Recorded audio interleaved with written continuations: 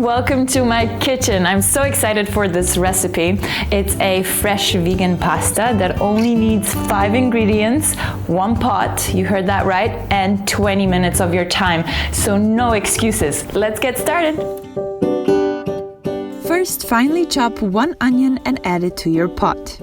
Next, add 2 cloves of garlic, 300 grams fresh cherry tomatoes, and I'm using 300 grams of spelt pasta, but you could also use whole wheat. Add to the pot with 2 tablespoons of olive oil. Season with salt and pepper. Lastly, add 2 handfuls of fresh basil. Cover with 700 milliliters of water and cook for about 8 minutes. Be sure not to overcook, we want the pasta al dente.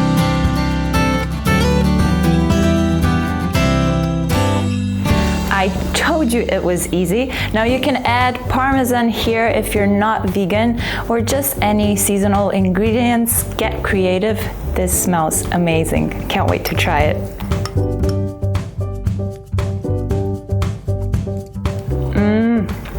So good.